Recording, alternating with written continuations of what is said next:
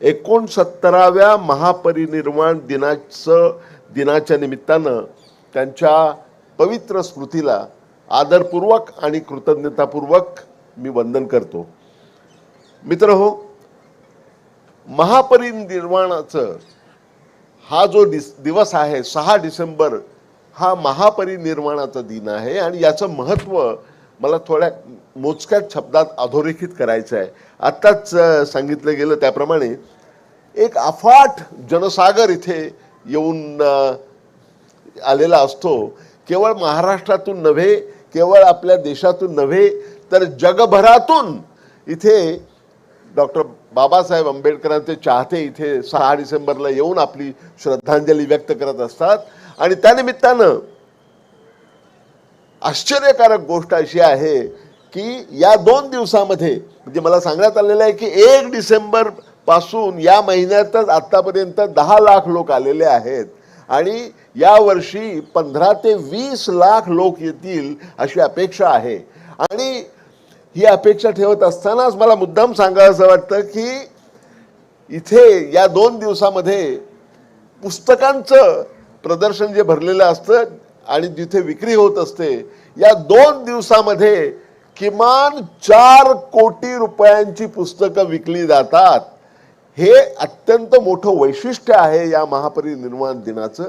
आणि ही पुस्तकं करमणुकीची पुस्तकं नसतात, ही पुस्तकं वैचारिक विचारांची पुस्तकं असतात, वैचारिक चिंतन केलेली पुस्तकं असतात।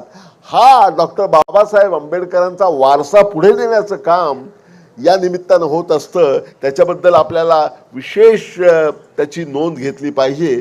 आणि हे अफाट कार्य जे आहे आयोजनाचं, ते इतक्या उत्कृष्टपणे आयोजित करण्यामध्ये अनेक व्यक्ती, अनेक संस्था, सगळ्यांचा हातभार लागलेला असतो। म्हणजे उदाहरणार्थ दर्शन व्यवस्था जी आहे, दर्शन व्यवस्थेचं काम भारतीय बौद्ध महासभा आणि समता सैनिक दल हे करत असतं। आणि अत्यंत शिस्तीने लाखो अनुयायी येऊन आपल्या लाडक्या नेत्याचं दर्शन घेत असतात आणि तिथे श्रद्धांजली अर्पण करत असतात। या निमित्तानं मला अनेकांचे आभार मानायचे आहेत। सर्वप्रथम राज्यपालांचे आभार मानायचे आहेत, कारण राज्यपाल महोदय हे गुजरातचे राज्यपाल सुद्धा आहे। आज गुजरातमध्ये मोठा कार्यक्रम होता। मागच्या आठवड्यामध्ये आम्ही त्यांची समन्वय समितीच्या वतीने भेट घेऊन त्यांना विनंती केली आणि त्यांना 6 डिसेंबरचं महत्त्व सांगितलं, तर त्यांनी गुजरातचा कार्यक्रम पुढे ढकलला आणि त्या आज इथे आलेल्या आहेत। त्याबद्दल त्यांचे जितके आभार मानावेत तितके कमीच आहेत। माननीय मुख्यमंत्री यांनी गेली 4 वर्ष, हे 4थं वर्ष आहे, 6 डिसेंबरला सार्वजनिक सुट्टी जाहीर केलेली आहे, त्याबद्दल त्यांचं विशेष अभिनंदन। माननीय मुख्यमंत्री, उपमुख्यमंत्री आणि सगळी सरकारी यंत्रणा यांनी अत्यंत उत्कृष्ट कामगिरी इथे बजावलेली आहे। महापालिका आयुक्तांचा मला विशेष उल्लेख करावा वाटतो, कारण महापालिकेच्या वतीने सगळे जे नियोजन करण्यात येतं, त्याची जी अंमलबजावणी करण्यात येते, त्याला तोड नाही असं मला म्हणायचं वाटतं।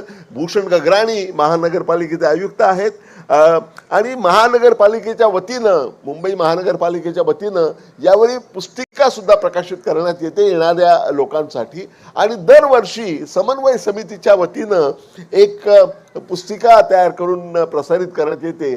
त्याला प्रत्येक वर्षी वेगवेगळं थीम असतं, ज्याचं प्रकाशन आज होणार आहे। तर या वर्षीचं थीम आहे की आंबेडकरी समाजासाठी ज्या काही विद्यार्थ्यांसाठी नोकऱ्यांमध्ये ज्या ज्या सवलती उपलब्ध आहेत, त्या सगळ्यांचं विवरण, त्या कशा घेता येतील, त्याचा उपयोग कसा करता येईल, याच्याबद्दल ही उत्तम माहिती पत्रिका आहे, ती सर्वांना देण्यात येणार आहे।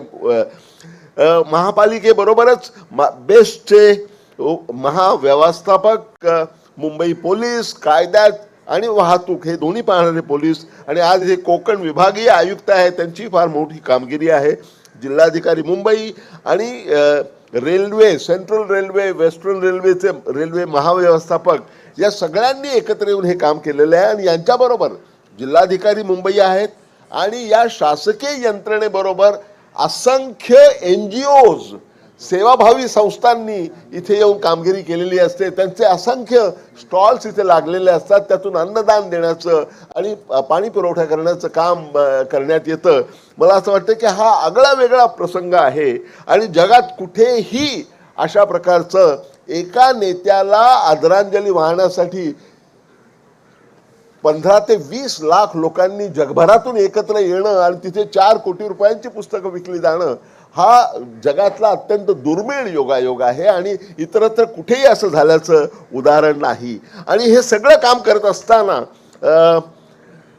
या सगळ्या कामाचं समन्वयन करण्यासाठी जी समन्वय समिती आहे त्याचे सचिव माझे मित्र नागसेन कांबळे, नमस्कार करा तुम्ही सगळ्यांना, नागसेन कांबळे यांनी गेली अनेक वर्ष सातत्यानं अतिशय काही मोबदला न घेता सातत्यानं अतिशय उत्कृष्ट कामगिरी केलेली आहे, त्याची मुद्दाम नोंद घ्यावीशी वाटते.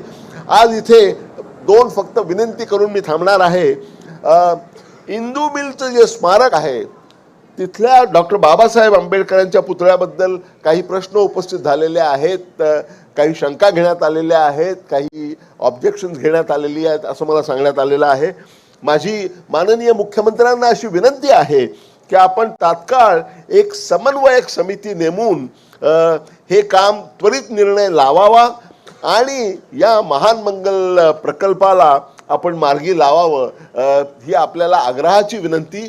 सगळा आंबेडकरी समाज मोठ्या आशेने तुमच्याकडे पाहतो आहे, आपण त्याला मार्गी लावावं ही विनंती. आणि दुसरी विनंती सगळ्या आंबेडकरी जनतेच्या वतीनं मला माननीय मुख्यमंत्र्यांना दुसरी विनंती करायची आहे ती अशी आहे की दादर मेट्रो स्टेशनला चैत्यभूमी असं नामकरण करावं आणि या बाबतीत देखील लवकरात लवकर निर्णय घेऊन तो त्यांनी कार्यान्वित करावा अशी मी त्यांना आग्रहपूर्वक विनंती करतो.